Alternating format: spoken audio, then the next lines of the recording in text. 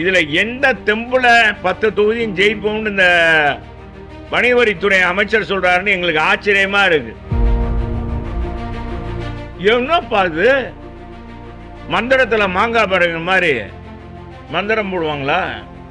இல்ல இருக்கிற பணத்தை கொண்டாந்து குட்டி நகையா கொடுக்க போறாங்களா? தங்கமா கொடுக்க போறாங்க மக்களுக்கு? தங்கமா கொடுத்தா கூட மக்கள் ஓட்டு போட மாட்டாங்க. மதுரை மக்கள் மேயர் தேர்ந்தெடுக்கணும், முறையாக மண்டல தலைவர் சேர்மன்ஸ் எல்லாம் தேர்ந்தெடுக்கணும், நிலைக்குழு இது வரி விதிப்பு குழு தலைவரை தேர்ந்தெடுக்கணும். இந்த குழு இயங்கணும்னா ஐஜி தலைமையில் இருக்கிற போடப்பட்ட குழு, நீதியரசர் சொன்ன குழு இயங்கணும்னா அதுக்கான பொறுப்பாளர் இருக்கணும். அதிகாரி இருக்கும்போது அதிகாரியை யாரும் சொல்ல மாட்டாங்க, எங்கெங்க எந்த கட்டடம் என்று சொல்ல மாட்டாங்க. அந்த தலைவர்கள் இருந்தால் தான் முறையாக போய் நடவடிக்கை எடுக்க முடியும், இது பண்ண முடியும். ஆனால் இதெல்லாம் செய்யலை. இதுக்காகத்தான் அழுத்தம் கொடுக்கணும். இது டவுன் பிளானிங்கில் மிகப்பெரிய அளவுக்கு ஊழல் நடந்திருக்கு. இந்த ஊழலுக்கு யார் யார் உடந்தையாக இருந்தாங்க இவங்கெல்லாம் கண்டுபிடிக்கணும் அப்படின்னு சொல்லி தான் இந்த ஆர்ப்பாட்டம் நடத்துறதுக்கு எங்கள் பொதுச் செயலாளர்கிட்ட கேட்டிருக்கோம். மேயரு தேர்ந்தெடுக்கலை, எல்லாமே தேர்ந்தெடுக்காதனால மிக மோசமாக மதுரை நிர்வாகம் இருக்குது. இதில் எந்த தெம்புல 10 தொகுதியும் ஜெயிப்போம்னு இந்த வணிகவரித்துறை அமைச்சர் சொல்கிறாருன்னு எங்களுக்கு ஆச்சரியமாக இருக்குது. என்னப்பா இது மந்திரத்தில் மாங்காய் பறகு மாதிரி மந்திரம் போடுவாங்களா? இல்லை இருக்கிற பணத்தை கொண்டாந்து குட்டி நகையாக கொடுக்க போகிறாங்களா? தங்கமாக கொடுக்க போகிறாங்க மக்களுக்கு? தங்கமாக கொடுத்தா கூட மக்கள் ஓட்டு போட மாட்டாங்க. மதுரை மக்கள் அந்த நிலையில் இருக்காங்க. அதைத்தான் நாங்கள் உங்கள்கிட்ட பகிர்ந்துக்கிறதுக்கு தான் வந்திருக்கோம். சொல்லுங்கள்.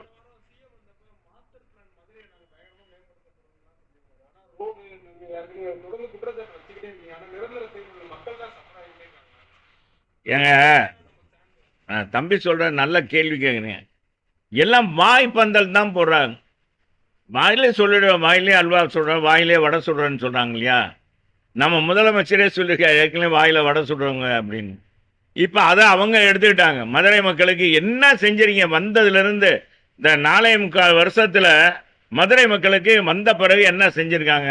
இந்த பாலம், இந்த தேவி பிரிட்ஜு, இது நாங்கள் காலத்தில், எங்கள் காலத்தில் பணம் ஒதுக்கப்பட்டு எல்லாம் டிபிஆர் தயார் பண்ணி எல்லாம் செஞ்சது.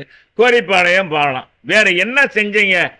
ஏங்க 48 கோடிக்கு போய் ஏறுதழுவுன்னு ஒரு கட்டடம், அது ஜல்லிக்கட்டுக்கு ஒரு மைதானம், அவ்வளோ ரூபா செலவழிக்கணும் மக்கள் வரி பணம். எங்கே போய் கட்டுறாங்க பாருங்க. அது மக்கள் பயன்பாட்டுக்கு செய்யலாம்ல. ஏங்க இங்கே இருக்கிற மக்களுக்கு பார்த்தீங்கன்னா குடிநீர், அந்த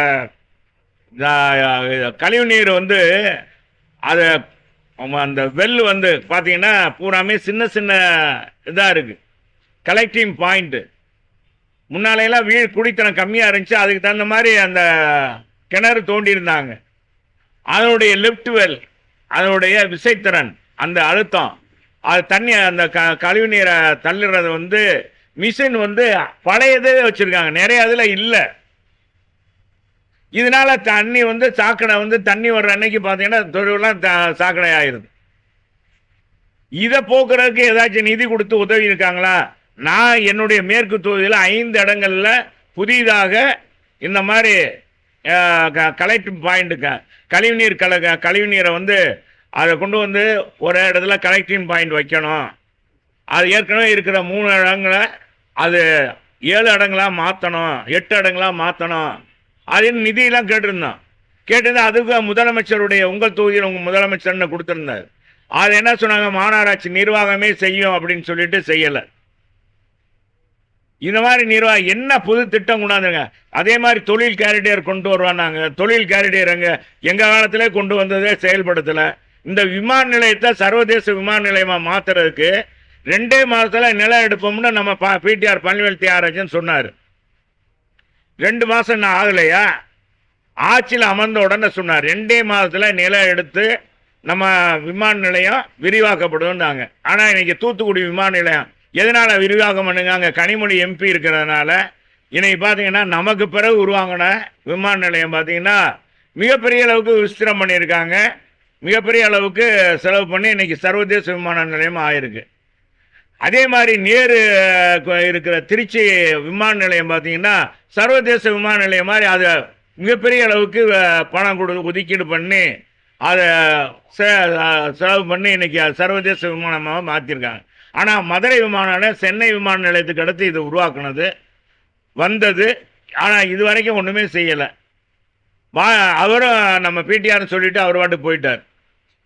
செய்திகளை உடனுக்குடன் தெரிந்து கொள்ள கீழ்கண்ட கேபிள் மற்றும் டிடிஹெச் நெட்வொர்க்குகளில் எம்நாடு செய்தி தொலைக்காட்சியை காணுங்கள். பாதகம் செய்பவரை கண்டால் நாம் பயம் கொள்ளலாகாது பாப்பா.